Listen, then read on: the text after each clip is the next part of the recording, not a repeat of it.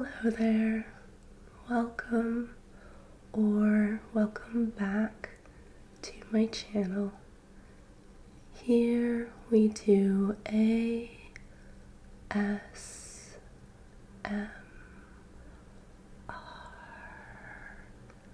tarot readings for the collective, and today's reading is going to be about Libra season.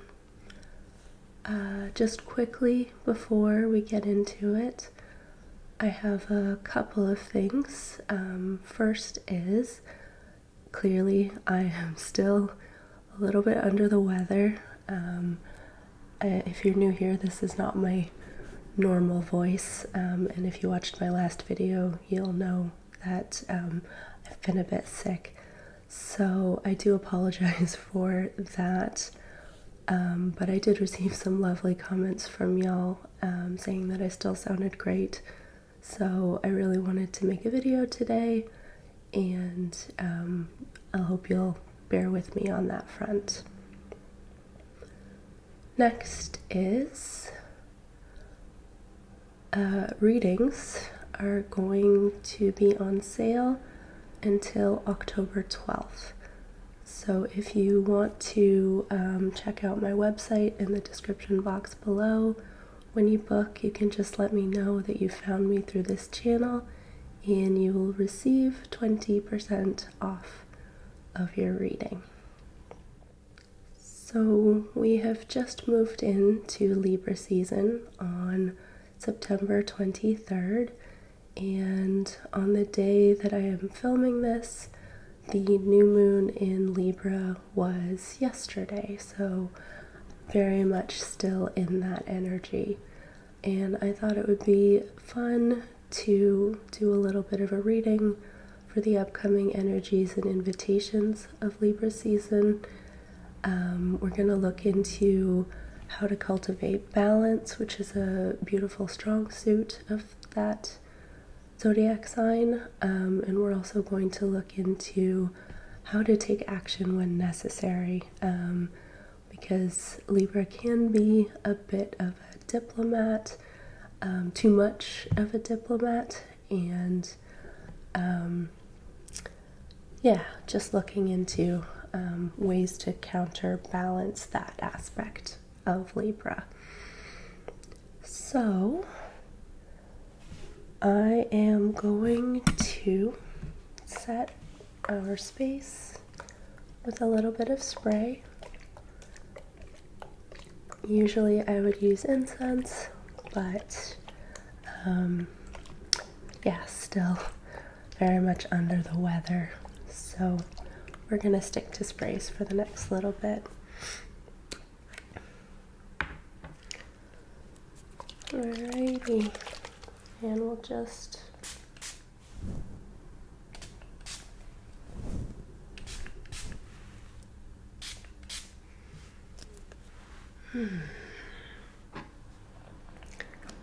and that was this Dragon's Blood spray by Madame Phoenix.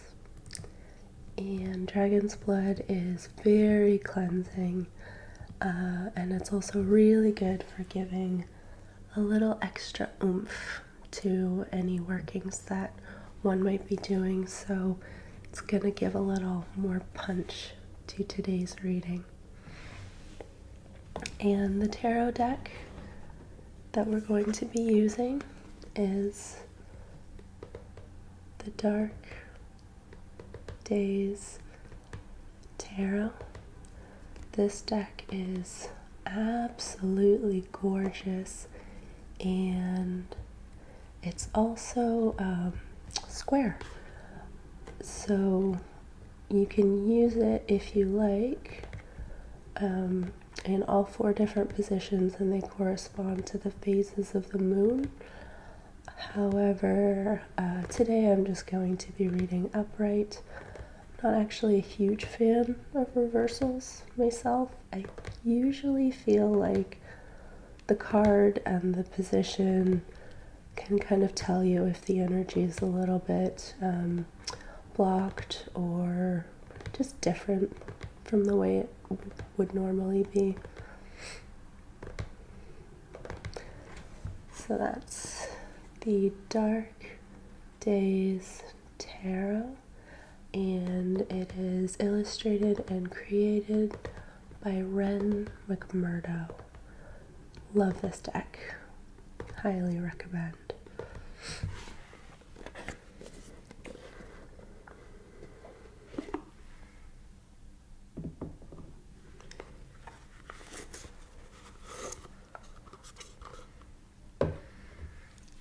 Alrighty, so we'll pull out our cards.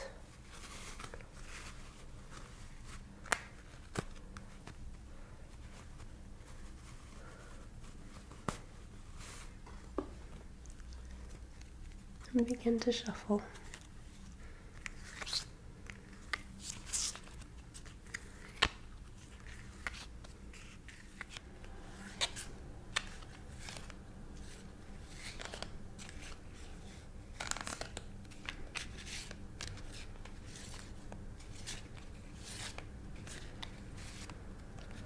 I just realized that I forgot to light our candle and set our intention. So let's do that now.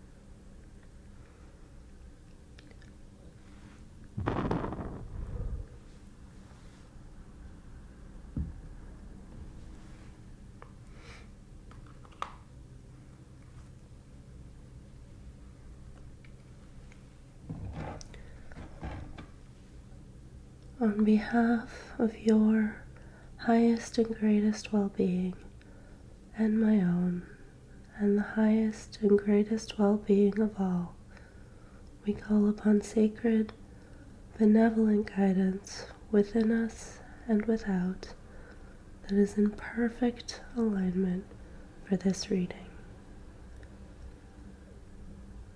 Magic of feather, song, and air, awaken, inspire, and make aware. Magic of claw, hearth, and fire, warm, enliven, and inspire. Magic of fin, womb, and water, love stir, and dreams conjure. Magic of fur, seed, and earth, embody, nourish, and give birth. Magic within and around awaken, spirits answers, and guidance taken.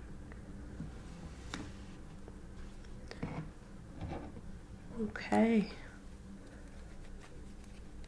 Now I'm going to shuffle the cards a little bit more and start to pull.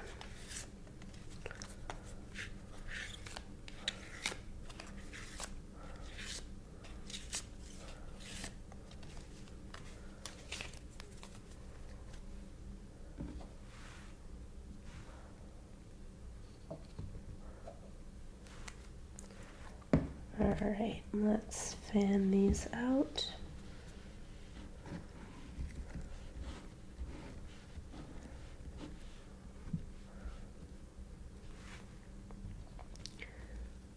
And we'll use the feather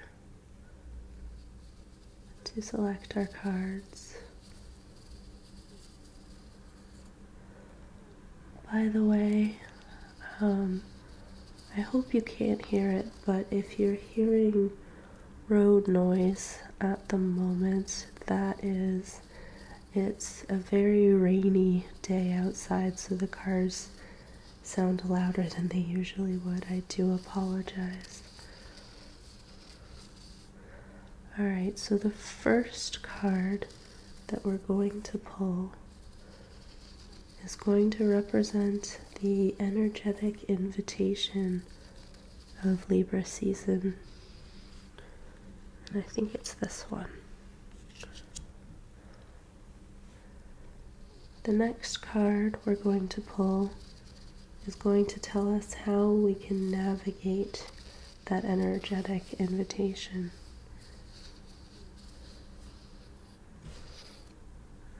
And here we are.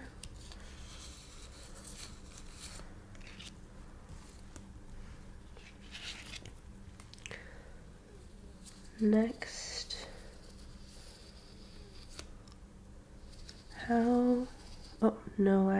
where are we being invited to cultivate balance in our lives this Libra season?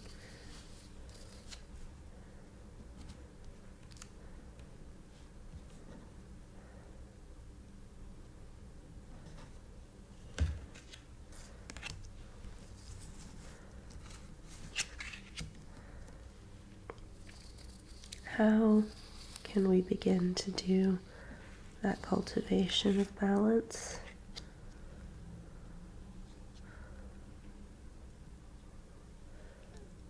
How can we open ourselves to holding multiple points of view and a card that can help us to take decisive action when it is appropriate?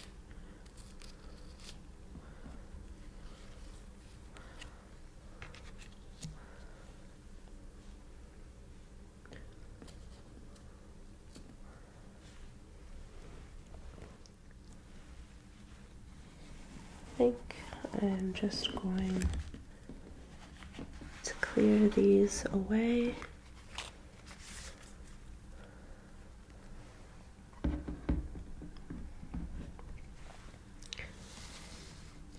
And create a little space for the cards.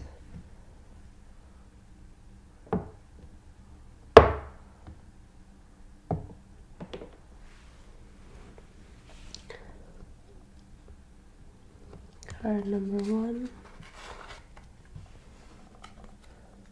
We have the Ace of Pentacles. Card number 2, the Three of Wands. Card number 4, the Ten of Pentacles. Card number 5, the Page of Wands. Card number 6, the Devil. And card number 7, the Two of Cups.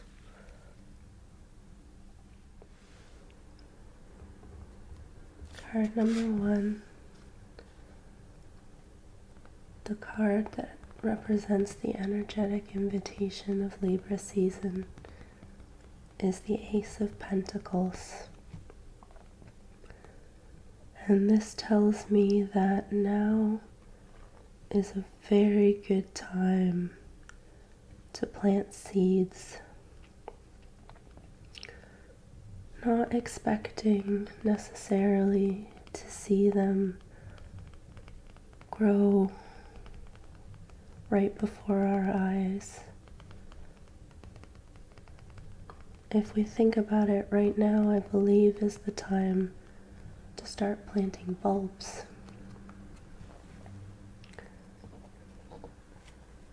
Bulbs that will come up in the springtime as beautiful tulips and bluebells and scilla. So we're playing a bit of a long game here, but what is it that you've been dreaming of bringing to fruition? What seeds is your soul asking for you to plant? The suit of Pentacles is the suit of the earth, and in my belief, that's not just about the physical earth, but the very soul of the earth, one that we all carry a piece of within us. This hand is offering you a pentacle from the ether. This season you are being invited to take that plant, to take that seed, to plant it somewhere where it can thrive, and to be patient, knowing that it will become a flower someday, even if it needs to sleep under the earth for the winter. Even then, the seed is worth planting.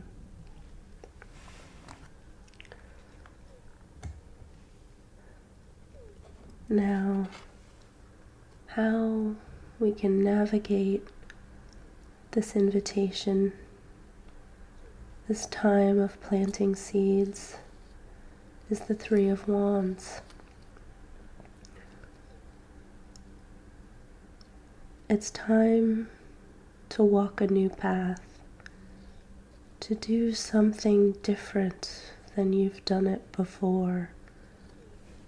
Maybe this seed is a second chance at something that you tried to plant before, but it just didn't take.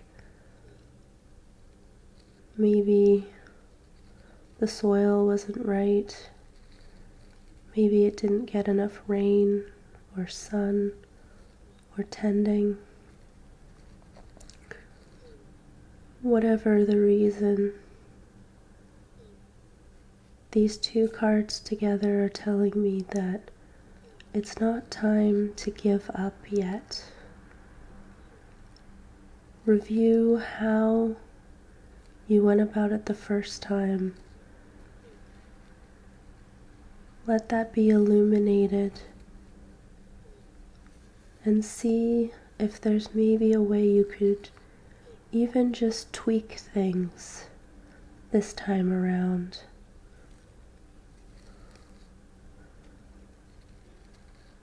But you are being asked to give your energy to this endeavor, and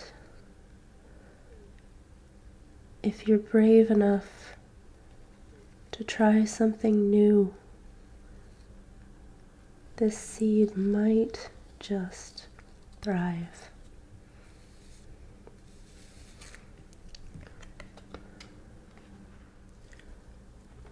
Next,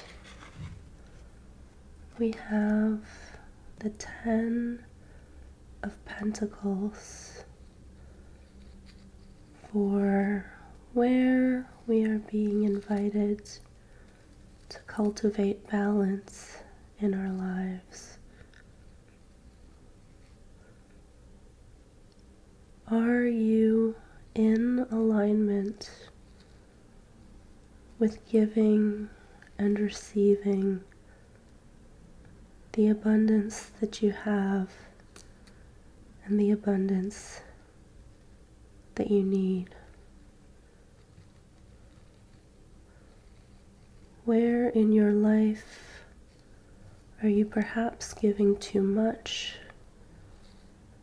And where in your life do you have the resources, the time, the energy, the money, whatever it might be, to give a little back?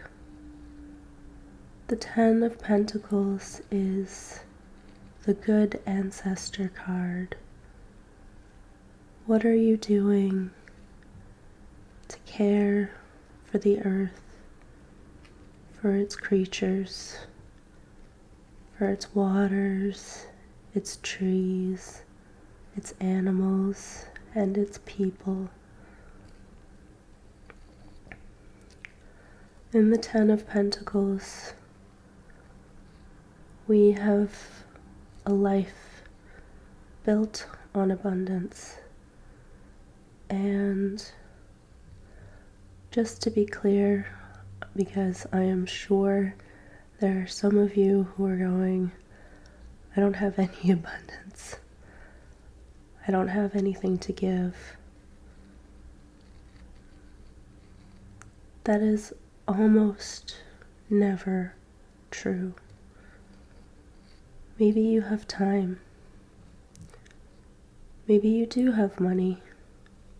Maybe you don't. Maybe you have community. Maybe you have friendships. Maybe you have a little extra energy to give. The earth is calling for us. As a society, we have not been good ancestors to the next generations, the ones who will live on this planet beyond us. And I say as a society because I don't believe that individual guilt is particularly useful. I think a lot of us don't have much power, and this feels completely beyond us. But what is one small step that you can take to better the world around you? Do you have 50 cents that you could give to a houseless person? Do you have a smile for someone who is in pain? Do you have the time to... A friend of mine and I are thinking of trying to create pollinator gardens in public spaces in the city where we live.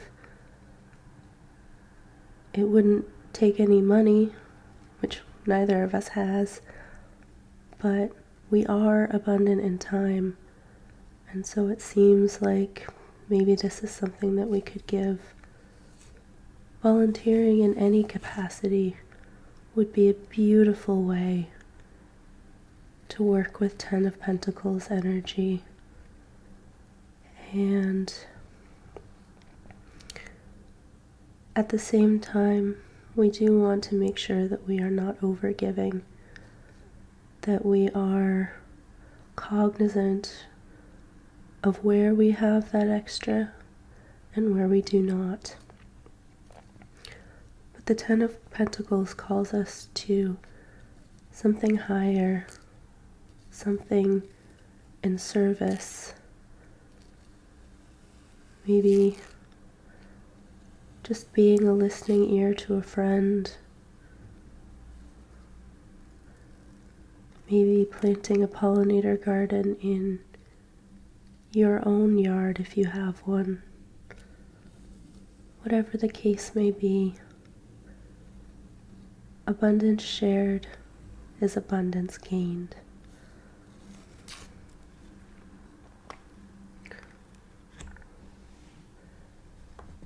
Now, how we can begin to cultivate the balance we are called into with the Ten of Pentacles is the Page of Wands. And this tells me that whatever it is that you choose to do it because you're passionate about it. Do it because it lights you up. and it piques your curiosity, and it makes you want to learn more and more about how showing up is not just a duty, it can be a lot of fun. Don't choose something that you know is going to be onerous and energy sapping and that you won't enjoy. Choose something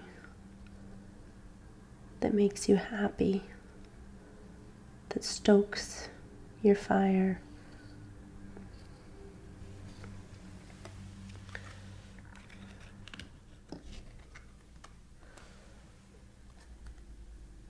For where we can open ourselves to holding multiple points of view, we have the Devil. And this card just seems so perfect for this question, because in this context, the Devil is referring to our collective shadow and our individual ones. Western society likes black and white, likes good and bad, and tries to ignore shame and eliminate dissenting points of view. Sorry, I'm getting a little radical here, but we do this on a collective level, and it seeps into the individual too. So, how you can open yourself to nuance, to the idea that there may be multiple truths, is to look at our own shadows, to look at the parts of ourselves that we have pushed down out of shame, out of a belief that there is something wrong with that part. If we can go down into the shadow and ask it, what do you think? What do you feel? If we can truly open our hearts to listening to the parts of ourselves that scare us, that make us feel ashamed of ourselves, that make us feel like maybe we're bad or wrong, not good people. If we can truly open our heart and listen to that, we can listen to anything. And we don't have to agree, but we do have to make space and acknowledge.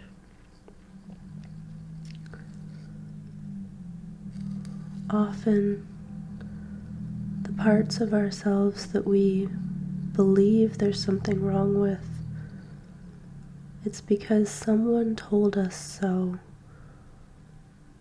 or we received by osmosis from the collective that this part of us was bad or wrong. But let's really think about this.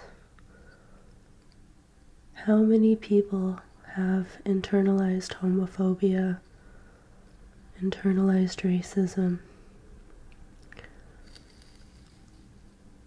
internalized stuff about being poor or not having an education.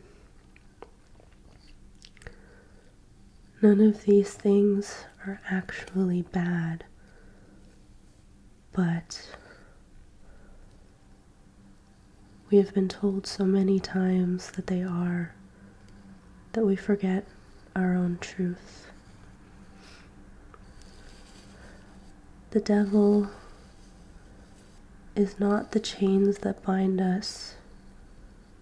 The devil is the liberator. The devil tarot card. We're not getting into the Christian devil here. But the devil is the part of us that wants to free us from shame, from abandoning any part of ourself. And when we can do that, we can learn not to shame others, to listen to their experiences and their truth, and to hold space for all of us to be completely unique individuals.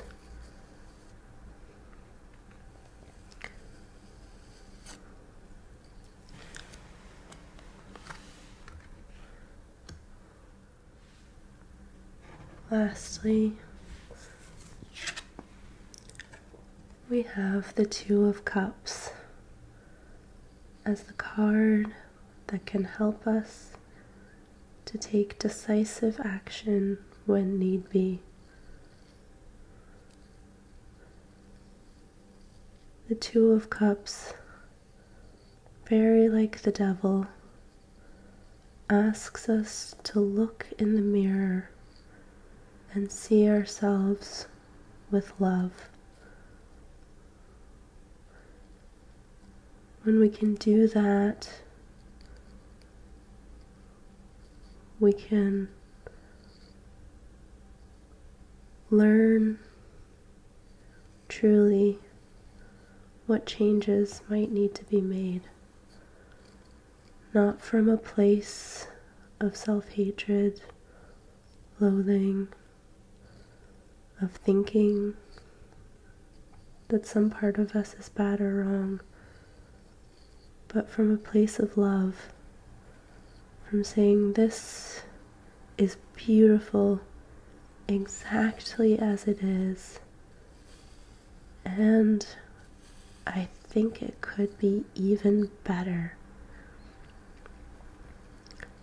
Self-love is, and this sounds a little cheesy, but truly transformative,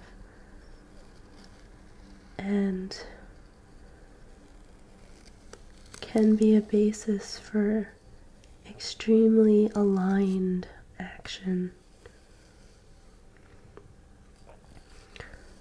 For instance, and this is just me, I am trying to work on taking better care of my body. It's something I used to be quite good at, and now I'm not. And for the longest time, I was so mad at myself for being, and this is just my brain talking, this isn't the truth, but lazy and slovenly and just bad at treating my body right. And a lot of the work that I had to do before I could get to the point where I actually took steps to take better care of myself was around understanding and having compassion for why I wasn't.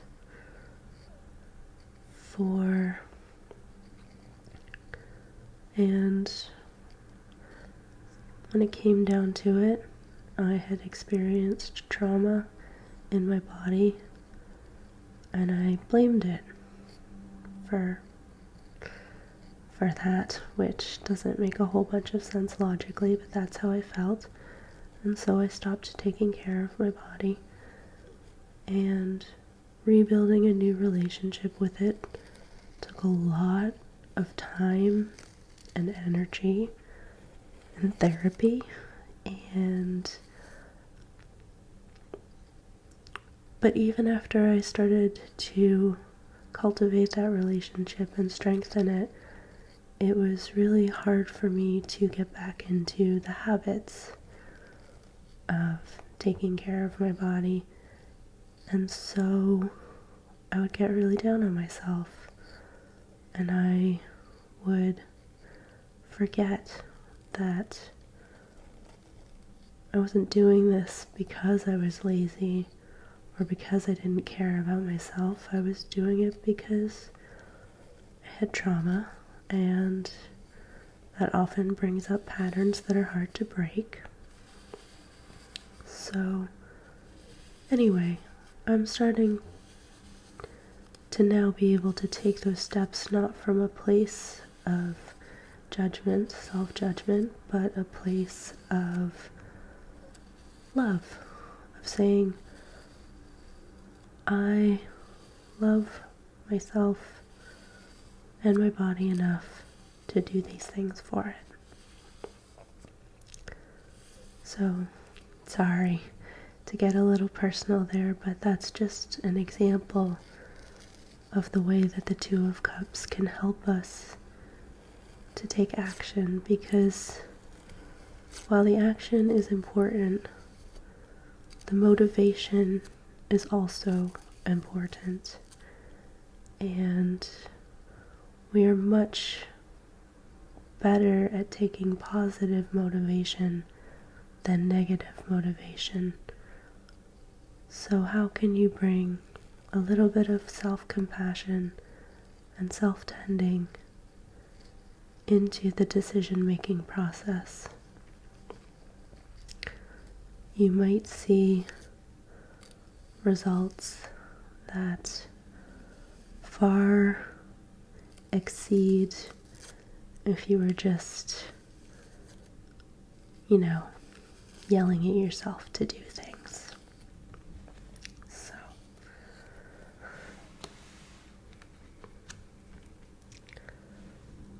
alrighty. That was your reading, dear hearts. I hope it is helpful for you in the season ahead, and hopefully beyond as well. Please do remember to like, comment, and subscribe. And actually, I would love to hear from you in the comments about what kinds of readings you'd like to see me do. I have a lot of ideas, but I'm currently posting 2 videos a week, and I can always use more. So if there's a specific topic or area of your life that you would like to see a reading on, please do let me know in the comments. I can't answer any very specific questions as these are collective readings, but a topic or an area that you think might be beneficial to everyone watching. Alrighty. Thank you from the bottom of my heart for watching, and have a wonderful evening.